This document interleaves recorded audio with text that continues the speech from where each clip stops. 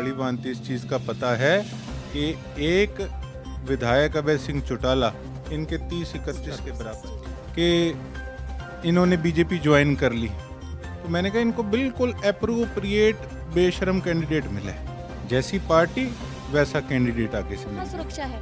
मैं औकात की एक बात बताऊं, कभी भी औकात पैसे से नहीं बनती या महलों में रहने से नहीं बनती। औकात बनती है आदमी के चरित्र से, आदमी के जो कर्म है उनसे औकात बनती है आदमी की।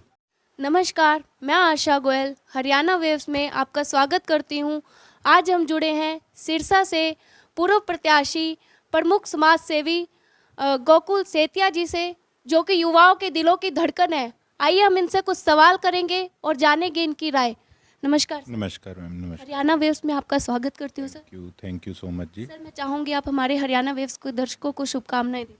मैं बहुत बहुत शुभकामनाएं देता हूं कि आपने एक सही आईना दिखाने का समाज को काम किया। जहां पर कुछ गलत होता है आप उसको लोगों के आगे उजागर करने का काम करते हैं और बढ़िया अच्छी और सच्ची पत्रकारिता करते हैं। उसके लिए आपको बहुत बहुत बधाई मेरी तरफ से। धन्यवाद सर। सर, मैंने सुना है आप पहले बीजेपी में थे, तो फिर आपने बीजेपी को छोड़ने का मन क्यों और कैसे मनाया? मैम, डिफरेंस ये है कि आजकल राजनीति के अंदर काम की अहमियत कम रह गई है और चापलूस लोगों की जो वैल्यू है वो ज़्यादा हो गई है। मेरे माताजी ने चुनाव लड़ा था भारतीय जनता पार्टी से, तो बहुत समर्थन सिरसा की जनता ने उनको दिया और बेशक हार गए चुनाव, वो एक अलग चीज़ है, लेकिन लोगों के संयोग में कोई कमी नहीं थी। और उसके बिहाफ पे मैंने जो अपने एरिया की मांगें थी, बेशक नहरों की मांग थी, हमारे एरिया के अंदर नहरी पानी की बड़ी कमी है, और मल्टी स्पेशलिटी हॉस्पिटल की मांग थी, सफाई कर्मचारियों की बढ़ोतरी करने की मांग थी, शहर के अंदर अच्छी पार्किंग की व्यवस्था का काम था। तो इस तरीके के काफ़ी मुद्दे हमारे एरिया के थे। तो मैंने कई बार उस समय सीएम साहब से बात करी थी, लेकिन सीएम साहब ने कभी भी उस बात पे कोई गौर नहीं करी। फिर हमने अनिश्चितकाल धरने भी दिए, काफ़ी हमने मांग प्रदर्शन किए, ना कि उस समय अगेंस्ट हम कुछ बोले, हमने मांग प्रदर्शन किए, पर कहीं ना कहीं वो चीज़ उनको अच्छी नहीं लगी। और मैं अपने एरिया की मांगों को उनके आगे हमेशा प्रस्तुत करता गया और बाकियों को इस चीज़ से बड़ी एलर्जी होती थी कि लोग मेरे साथ जुड़ रहे हैं। और देखिए, जो काम करेगा लोग तो उसके साथ जुड़ेंगे, ना कि उसके साथ जुड़ेंगे जो कि लीडरों की चापलूसी करेगा। तो मेरा वो सिस्टम नहीं है, तो इसलिए इसी चिढ़ में उन्होंने मेरी चलो टिकट काट दी। पर मुझे इस चीज़ की खुशी है कि किसी भी बहाने से मेरा ऐसी गंदी पार्टी से पेंडा छूट गया। सर, एक समय था जब लोग उनके नारे लगाते थे, गीतिका शर्मा को बचाने के लिए, उनको न्याय दिलाने की बात करते थे, और आज वही लोग एक मंच पर एक साथ वोट की अपील कर रहे हैं। आपकी इसके बारे में क्या राय है? देखिए, मैं तो एक अपोजिशन में हूँ, और दूसरी बात कि बड़ी स्वाभाविक सी बात है कि मैं तो अपोजिशन के हिसाब से नेगेटिव बोलूँगा, पर इन बातों में कोई डाउट तो नहीं है ना कि जो कुछ उन्होंने किया वो तो सारी देश पूरी दुनिया के सामने ही था। मैं तो एक बात कहूँगा, मेरे को किसी ने पूछा था कि इन्होंने बीजेपी ज्वाइन कर ली, तो मैंने कहा इनको बिल्कुल अप्रोप्रिएट बेशरम कैंडिडेट मिला है, जैसी पार्टी वैसा कैंडिडेट आगे से मिल गया। इन लोगों को इतनी शर्म नहीं आती कि एक महिला, एक साक्षी शर्मा नाम की बहन है, उन्होंने पत्रकार है, उन्होंने जब क्वेश्चन पुट किए, सच्चे क्वेश्चन। यही आपसे नेक्स्ट सवाल था, मैं आऊँगी इस बात पर भी। जैसा कि उन्होंने सवाल किया, तो उनके ऊपर बीजेपी के कार्यकर्ता, जो कि सच भी था, बीजेपी के कार्यकर्ताओं ने उनके साथ बदतमीजी करी। और आपने देखा होगा, आज लाइव आकर उसी पत्रकार साथी को मेरी अपनी जान की भीख मांगनी पड़ रही है, उनकी औकात दिखाई गई। तो मैं यही जानना चाहूँगी, आपकी इसके बारे में क्या प्रतिक्रिया है? आप तो समाज सेवी भी हैं, लड़कियों की कहाँ सुरक्षा है? मैं औकात की एक बात बताऊं, कभी भी औकात पैसे से नहीं बनती या महलों में रहने से नहीं बनती। औकात बनती है आदमी के चरित्र से, आदमी के जो कर्म हैं उनसे औकात बनती है आदमी की। और मैं तो एक बात कहता हूँ, जो लोग मुझे कई बार कहते हैं ना नेगेटिव, कि जी आपके सामने तो इतने बड़े धुरंधर लड़ रहे हैं, मैं कहा ऐसा है, पैसा तो गोकुल सेतिया ने एक नहीं लगाया, एक हमने शराब की बोतल नहीं बांटी। ये मेरे सिरसा की जनता को पता है कि गोकुल सेतिया उनके लिए क्या कर सकता है, और मुझे वो अपने परिवार की तरह समझते हैं। अगर ये धुरंधर एक भी पैसा ना लगाते तो अगर ये 5,000 वोट भी टप जाते तो कोई कह दे। और दूसरी बात कि देखिए, वो बच्ची ने बिल्कुल सही क्वेश्चन पुट किए। और उसके बाद मैं तो एक बात कहूँगा, जैसे बीजेपी वाले वर्करों को कहते हैं ना अंधभक्त, वैसे मैं ये जो कैंडिडेट नया ज्वाइन किया है इसके जो वर्करों को मैं कहूँगा गंध भक्त हैं।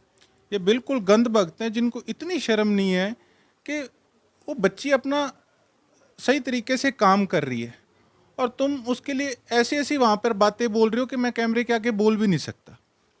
तो मतलब समझ से बाहर है कि सिस्टम चल क्या रहा है। उधर से बीजेपी बातें करती है जी, बेटी बचाओ बेटी पढ़ाओ के नारे देती है। अब उन्हीं के धनखड़ साहब यहाँ पर आके स्टेज पे कहते जी 40 तो हमारे विधायक, 10 जेजेपी के और बाकी सारे इनसे पूछ लो। कमाल है। तब आप लोग कहाँ छुपे थे? जिस दिन मेरी बात सुन लो, इनको जहाज में बिठा के यही एमपी मैडम लेके गई थी, उसके बाद बस में वापस आना पड़ गया था सरसा। तब इनसे धनखड़ साहब अरे कहाँ गए थे, तब क्यों नहीं इन्होंने बताया? मीडिया वाले तो तब भी इनसे पूछ रहे थे कि बताओ भाई इनका समर्थन लेते हो या नहीं लेते। तब क्या सांप सूंघ गया था बीजेपी वालों को?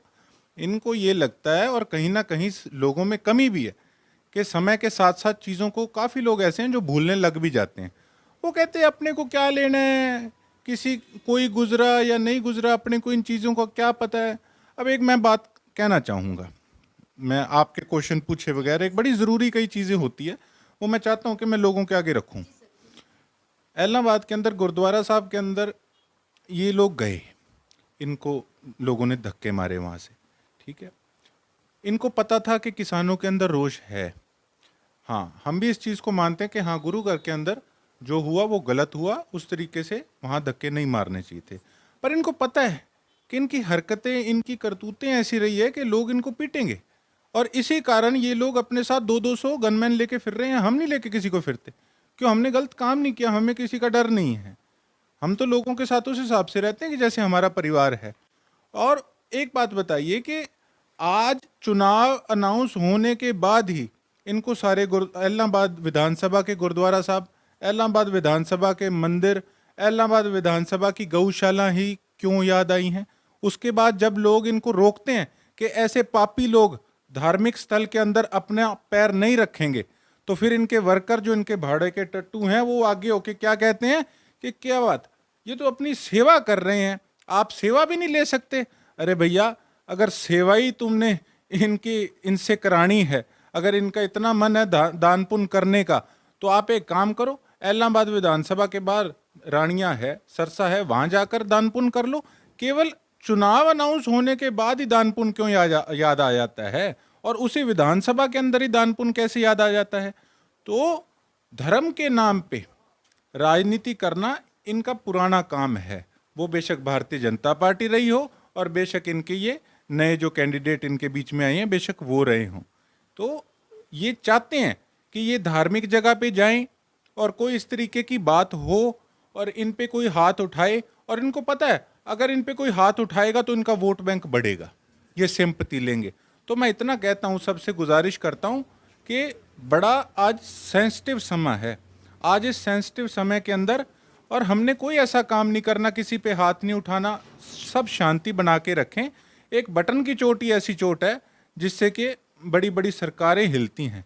तो आज समय है इनको बटन से चोट देने का। सर, आपने देखा होगा, मैंने एक सवाल अजय सिंह चौटाला जी से भी किया था, जो कि बिल्कुल सच है। गीतिका शर्मा, हम शर्मिंदा है, तेरे कातिल अभी जिंदा है। तो उन्होंने इस बात को घुमा दिया और मुझे बोला कि मीडिया का ये काम नहीं है। तो आप बताइए सर, सच बताना मीडिया का काम नहीं है क्या? देखिए, मैं कोई, मेरी आदत नहीं कि मैं बात ऐसे घुमाऊं या फिराऊं। मुझे इस चीज़ का नहीं पता कि क्या उन्होंने इस चीज़ पे बोला है या क्या नहीं बोला। और मैं तो एक बात कहता हूं, उनसे पहले जिम्मेवारी तो बनती है भारतीय जनता पार्टी की, कि भारतीय जनता पार्टी, नारा तो बीजेपी का सबसे पहले था और बीजेपी ने ही ज्वाइन करा ली। अब एक बात आपको बताऊं मैं, अब जेजेपी की, आपने अजय सिंह जी की बात करी। राजनीति में सब कुछ वो नहीं होता जो दिखता है। जेजेपी को भी इस बात का अच्छे से पता है कि कुछ साल पहले जब ये लोग इंडिपेंडेंट जीते थे, उस समय के अंदर अगर सरकार इनकी नहीं आई थी तो केवल इस व्यक्ति की नहीं आई थी, इस व्यक्ति करके नहीं आई थी। और इन्होंने आज तक जो भी बनाया है वो चौटाला परिवार के सिर पे ही बनाया है। उन्हीं के अंडर ये लोग काम करते थे और उन्हीं से ये लोग बने हैं। जब वो उनकी थाली में छेद कर सकता है तो वो किसी के सगे नहीं है। और जेजेपी को भी अच्छे से इस चीज़ का पता है, और जेजेपी को ये भी पता है कि अगर ये विधायक बनता है तो जेजेपी कमज़ोर थोड़ी सी इस करके उस पर इफेक्ट पड़ता है, क्योंकि एक बीजेपी का विधायक बढ़ जाएगा। और यही कारण रंजीत सिंह जी के साथ है कि ऊपर से वो कुछ भी कहें, आज वो मजबूर हैं, लेकिन अंदर से उनको इस चीज़ का पता है कि अगर एक विधायक बीजेपी का और बढ़ गया तो कहीं ना कहीं वो दो भाई हो जाएंगे और उनकी पावर कम हो जाएगी। तो बड़ी चीज़ें हैं जो कैमरे के आगे नहीं होती, वो पीछे से कुछ और होती हैं। सर आपने बताया जैसे अभी राजनीति जो दिखती है वो सरेआम नहीं है, तो अभी आपने देखा एक भाई ने तो पूरी जान लगा रखी है अपने भाई को जिताने में, तो वहीं दूसरी ओर दूसरे भाई ने पूरी जान लगा रखी है अपने भाई को हराने में। इसके बारे में आपकी क्या प्रतिक्रिया? देखिए, मैं एक बात कहूँगा कि वो कहीं ना कहीं उनका, मेरा तो देखो जी अलायंस है इंडियन नेशनल लोकदल के साथ, उन्होंने मेरा बड़ा साथ दिया। मेरे अलायंस से पहले का उनका आपस में डिस्प्यूट परिवार का जो रहा है, मुझे उस चीज़ का पता नहीं, तो मेरा उस पर टिप्पणी करना कोई ठीक नहीं है। तो जैसा आपने देखा होगा, आपने बताया कि आपका एनएलओ के साथ है, तो आपने देखा होगा बीजेपी की रैली में ओम प्रकाश धनखड़ ने भी अभय सिंह चौटाला पर तंज कसते हुए कहा कि ठाकुर तो गए हो। इसके बारे में आपकी क्या राय? वही बात है जी, सेम मैंने आपको कहा कि जो दिखता है वो होता नहीं है। वो कह रहे थे ठाकुर तो गयो, और उनका इशारा गोविंद की तरफ था। तो उनको भी पता है, ये बीजेपी में मैं रहा हूँ, मेरे को पता है ये कैसे हैं। इनको और कोई मुर्गा नहीं मिला था, इस करके इन्होंने एंट्री करा ली। कि नहीं तो कभी कोई अपने वर्कर को टिकट देने से कोई हर्ज करता है? उन्होंने खुद ही अपने किसी पुरानी वर्कर को टिकट नहीं दी, वो नए को ज्वाइन करा लिया कि चलो ठीक है, बदनामी यहाँ पर मिलनी है क्योंकि काम तो बीजेपी ने ऐसे ही करे हैं, तो चलो उठा के इसके सिर पे डाल दें। बड़ा उस दिन तो सर हो गया वो चीज़। वहीं दूसरी ओर कुमारी शैलजा ने भी अभय सिंह पर टिप्पणी की है कि जो लोग सदन से भाग जाते हैं उनका एलनाबाद की जनता साथ नहीं देगी। देखिए जी, बात ऐसे है, मैं एक बड़ी स्पष्ट सी बात आपको कहना चाहता हूँ कि कहीं ना कहीं जो कांग्रेस पार्टी है वो अंदर खाते बीजेपी को जिताने की कोशिश कर रही है, क्योंकि कांग्रेस पार्टी को बड़ी भांति इस चीज़ का पता है कि एक विधायक अभय सिंह चौटाला इनके 30-31 के बराबर है। वो एक इंसान अकेला अपना इस्तीफा दे गया, इनमें से 30-31 में से एक ने भी इस्तीफा नहीं दिया। कल हुड्डा साहब ने स्टेज पे शरेआम ये बात कही कि गोपाल तो मेरा मित्र है। ये एक इंडिकेशंस होते हैं राजनीति के अंदर, तो इन्होंने इंडिकेशन देने का ये काम किया। लेकिन मैं लोगों को एक बात कहना चाहूँगा कि हमेशा टक्कर होती है सरकार के साथ, जिसकी सरकार हो। तो मैं ये भी समझता हूँ कि हमारा माहौल आज एक तरफा ज़रूर है, लेकिन टक्कर कहीं ना कहीं ये जो सरकार के साथ रहेगी। और जो पुराने कांग्रेसी हैं उनको मैं एक बात कहना चाहूँगा कि कांग्रेस पहले या किसानी, कांग्रेस पहले या किसानी, कांग्रेस तो तीसरे पे है, तो इफेक्ट पड़ता है किसानी को। आज जिस इंसान ने इस्तीफा दिया, अगर उनको वोट कम आते हैं या कोई दिक्कत आती है तो वो कल को प्रश्न चिन्ह बन जाएगा कानून पे कि वाकई ये कानून काले हैं या नहीं हैं। तो ये कुछ नहीं, कांग्रेस वाले तो इनको अंदर खाते इनकी अमदाद कर रहे हैं, तभी तो इन्होंने कैंडिडेट भी उसी हिसाब से अपने सारे तय करने का हमेशा ही काम किया शुरू से। हालांकि इंसान कोई अच्छा हो एक अलग चीज़ है, लेकिन नए आदमी को पैर जमाने में समय लगता है। तो आपको लगता है कि बीजेपी और कांग्रेस इसी वजह से हमेशा अभय सिंह जी को निशाने पर रखते हैं?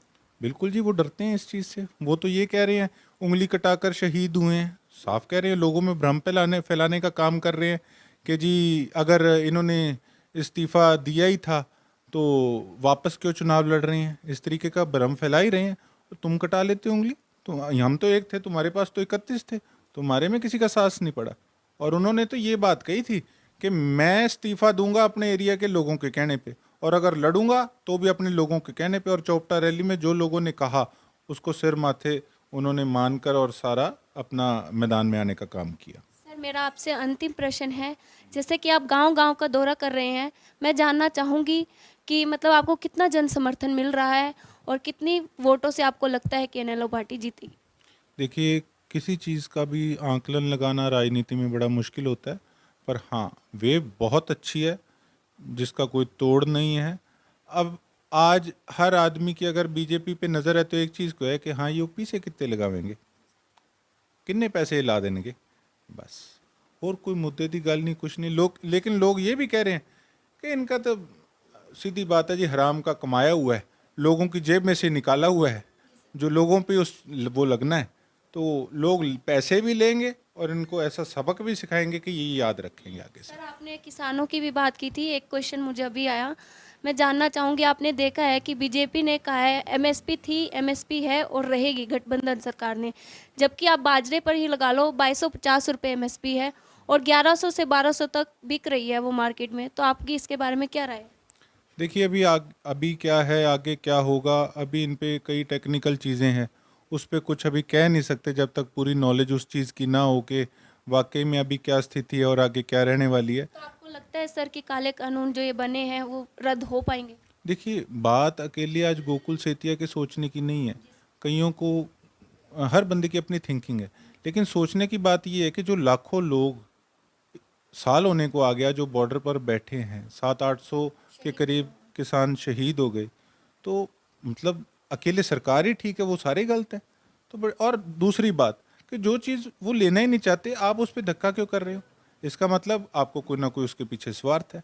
तो मतलब बड़ी स्पष्ट सी बात है कि धक्काशाही वाली सरकार है और कानून ये काले हैं, जब उनको चाहिए ही नहीं किसानों को तो आप क्यों धक्का कर रहे हो। धन्यवाद सर। कैमरामैन विशेष सहगल के साथ मैं आशा गोयल, हरियाणा वेव से, धन्यवाद।